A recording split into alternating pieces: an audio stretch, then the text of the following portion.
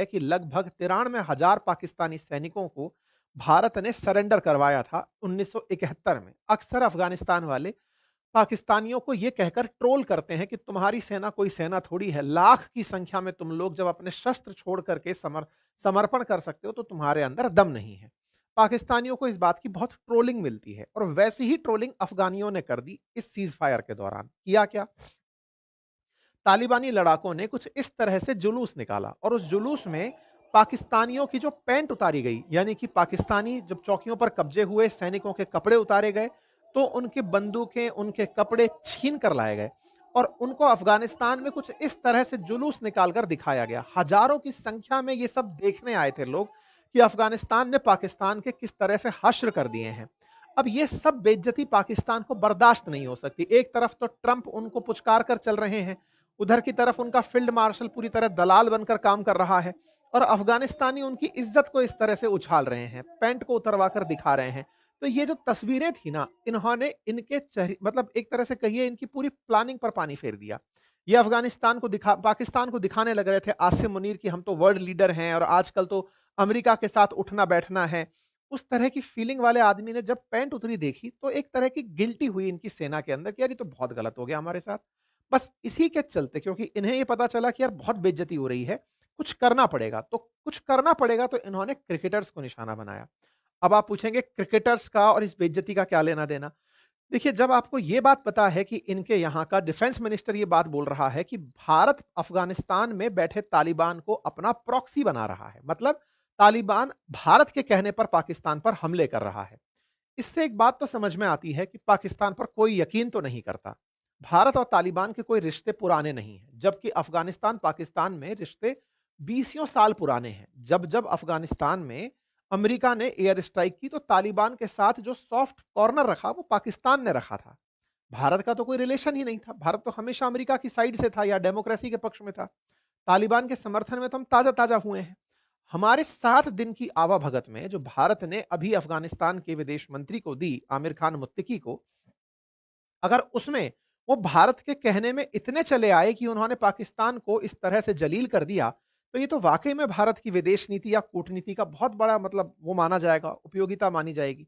सही मायने में ऐसा नहीं है। अफ़गानिस्तानी लोग बहुत दिनों बाद अपने देश में आई शांति से खुश हैं।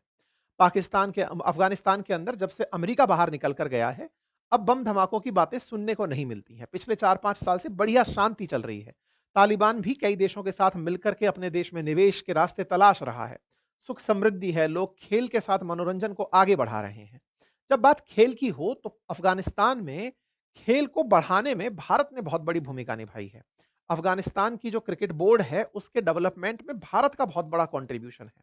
अभी जब आमिर खान मुत्तकी भारत आए थे, तब भारत ने उन्हें ये याद दिलाया था कि आपके क्रिकेट के बढ़ावे में भारत का क्या कंट्रीब्यूशन है और ये अफ़गानिस्तान मानता भी है। इसी वजह से अफ़गानिस्तान में भारत के प्रति एक बड़ा सॉफ्ट कॉर्नर है कि भारत ने हमारे देश की क्रिकेट को बढ़ावा दिया है और उसकी वजह से अब लोग बढ़िया से एंगेज्ड हैं, आपस में बातचीत करते हैं, साथ-साथ रहते हैं। तो क्रिकेट को ध्यान में रखते हुए, क्योंकि तालिबान ये मानता है कि भारत ने क्रिकेट डेवलप करवाया है अफ़गानिस्तान का, तो क्यों ना क्रिकेट को नुकसान पहुँचाया जाए तो संदेश भारत तक जाएगा। तो इसी तरह से इन्होंने 3 खिलाड़ी हुआ ये कि अफ़गानिस्तान पाकिस्तान की बॉर्डर पर एक पट्टिका नाम का एरिया है, लंबे समय से हम लोग इसकी चर्चा कर रहे हैं। यहाँ पर एक क्रिकेट मैच चल रहा था और अफ़गानिस्तान टीम के कुछ खिलाड़ी यहाँ पर पार्टिसिपेट करने गए हुए थे। तो इन लोगों ने 17 की शाम को यहाँ पर हमला कर दिया और उसमें 16 लोग घायल हुए, 17 लोगों की मौत हो गई, ऐसी जानकारी बाहर निकल कर आती है। उनमें ये 3 खिलाड़ी शामिल थे, जो कि अफ़गानिस्तान क्रिकेट बोर्ड के लिए खेला करते थे। इस बात को एसीबी ने अपने सोशल मीडिया प्लेटफ़ॉर्म पर बयान जारी करके कहा कि ये जो हमला था, ये पक्तिका प्रांत की राजधानी शराना में एक फ्रेंडली क्रिकेट मैच को लेकर खेलकर लौट रहे खिलाड़ी कबीर, सिबगुदुल्ला और हारून पर हुआ और इसके अंदर मतलब इस तरह की जानकारी निकल कर आ रही है। ये तस्वीरें कुछ बाहर निकल कर आई इन खिलाड़ियों की, जब ये उस लोकल क्रिकेट को खेल कर के चले आ रहे थे, तो इस बात का इंटरनेशनल ह्यूमन राइट फाउंडेशन के द्वारा भी विरोध व्यक्त कराया गया। तस्वीरें बाहर निकल कर आई कि कुछ इस तरह का क्रिकेट मैच था जिसे ये लोग खेल कर लौट रहे थे। ये टीम की तस्वीरें हैं आखिरी बार जो उस फ्रेंडली मैच में खेल करके जब आ रहे थे। क्योंकि अब धीरे-धीरे अफ़गानिस्तान में लोग खेल में इन्वॉल्व हो रहे हैं। पहले यही सब लोग बम गोले लिए घूमते थे। पहले यही लोग कहीं न कहीं बंदूक लगा करके अमेरिका से लोहा लेते घूमते थे। लेकिन अब ये खेल में इन्वॉल्व हैं, युवा को एक नई दिशा मिली है कि हमें खेल के साथ अपनी एनर्जी एक्सचेंज करनी है। तो अब उस होती एक्सचेंज एनर्जी में भारत को हर बार याद किया जाता है कि भारत ने हमारा क्रिकेट डेवलप कराया है, भारत ने इन्हें बहुत तरह से सपोर्ट किया है, इनके इंफ्रास्ट्रक्चर को, मतलब एक तरह से कहिए किट से लेकर के ट्रेनिंग तक सब भारत के द्वारा दी गई है। यहाँ के जो क्रिकेट बोर्ड के अंदर जो मतलब क्रिकेट के अंदर जो काफ़ी फ़ेमस खिलाड़ियों में जैसे राशिद खान हैं, उनकी भारत में बहुत तगड़ी फ़ैन फ़ॉलोइंग है। भारत के अंदर उनको चीयर किया जाता है। जब भारत में कोई मैच अफ़गानिस्तान वर्सेस पाकिस्तान का हो रहा हो, तो हम अफ़गानिस्तान की तरफ से चीयर कर रहे होते हैं, उन्हें हम लोग प्रमोट कर रहे होते हैं। अफ़गानिस्तान क्रिकेट बोर्ड ने इस गुस्से में कि इन्होंने इस तरह का नुकसान पहुँचाया, नवंबर के आखिरी में पाकिस्तान में हो रही जो त्रिकोणीय सीरीज़ है, जिसमें पाकिस्तान, श्रीलंका और अफ़गानिस्तान की क्रिकेट टीमें शामिल होंगी, उन्होंने उससे इनकार कर दिया है कि हम वो खेल नहीं खेलेंगे। एक तरीके से अफ़गानिस्तान ने पाकिस्तान में खेलने से इनकार कर दिया है। इस बात को अफ़गानिस्तानी टीम के जो कैप्टन हैं राशिद खान, उन्होंने भी अपनी अफ़गानिस्तान क्रिकेट बोर्ड के फैसले को सही ठहराते हुए इस तरह के पाकिस्तान के कायराना हमले की निंदा की है और इसका पुरजोर विरोध किया है। उन्होंने पाकिस्तान के हवाई हमलों से अफ़गानिस्तान में हुई मौतों पर दुःख जताया और कहा कि नागरिकों को निशाना बनाना पूरी तरह अनैतिक है। अफ़गानिस्तान क्रिकेट बोर्ड के फैसले पर मैं सहमत हूँ। ये राशिद खान हैं, इनकी बड़ी सोशल मीडिया फॉलोइंग है, उसमें भारतीयों का बड़ा रोल है। आप अगर किसी क्रिकेट मैच के नज़ारे देखें तो ये आपके सामने है कि किस तरह से इस मैच के अंदर राशिद खान को 2023 में भारतीय स्टेडियम में चीयर करते हुए लोग देख सकते हैं। ये तस्वीरें बयान करती हैं कि इस मैच में भारतीय टीम नहीं है, लेकिन राशिद खान जब खेल रहे हैं, तो ये पूरा-पूरा पवेलियन का एक पूरा एरिया जो है वो भर कर के वो राशिद के लिए चैंट कर रहा है, उन्हें चीयर कर रहा है। राशिद खान का भारत में बड़ा मतलब एक तरह से कहिए खेल का इतिहास रहा है। भारत की आईपीएल की टीम गुजरात टाइटंस के साथ आप खेलते हैं। आप राशिद खान इस समय रिटेन किए गए सबसे महँगे खिलाड़ियों में से एक हैं। गुजरात टाइटंस ने इन्हें 18 करोड़ में रिटेन किया था। अफ़गानिस्तान के अंदर जो क्रिकेट है उसको इंडिया का बहुत सपोर्ट है, ये राशिद खान भी मानता है, तो तालिबान भी मानता है। तालिबान जो टी20 वर्ल्ड कप परफॉर्मेंस हुआ उसके लिए भारत को भी धन्यवाद दिया था कि आपकी मदद से हमारी टीम ने बहुत अच्छा परफॉर्म किया। और इस बार जब आमिर खान मुत्तकी आए थे तब भारत ने इस बात को रिकॉग्नाइज करवाया, the emergence of Afghan cricket talent has been truly impressive and India is glad to deepen its support for Afghan cricket. आप सुन सकते हैं हमारे विदेश मंत्री का बयान, मैं आपको सुनाना चाहूंगा। Another long-standing connection, the emergence of Afghan cricket talent has been truly impressive. India is glad to deepen its support for Afghan cricket. As you are aware, India has introduced a new visa module for Afghan people in April 2025. As a result, we are now issuing greater number of visas, including in medical, business, and student categories. Excellency, we have a common तो ये जो भारत के द्वारा दिया गया support है ना, यही अफगानिस्तान को पाकिस्तान को रास नहीं आ रहा है कि भारत और अफगानिस्तान में एक केमिस्ट्री कैसे डेवलप हो रही है। तालिबान को लेकर के भारत इतना प्रोग्रेसिव कैसे हो गया है। तालिबान के तो खिलाफ होना चाहिए था, आतंक के खिलाफ होने वाला भारत अचानक तालिबान के समर्थन में कैसे आ गया है। इसी वजह से ख्वाजा आसिफ जो पाकिस्तान के डिफेंस मिनिस्टर हैं, ये कहते हुए पाए जाते हैं कि भारत किस तरह की तरफ से प्रॉक्सी वॉर अब तालिबान लड़ रहा है।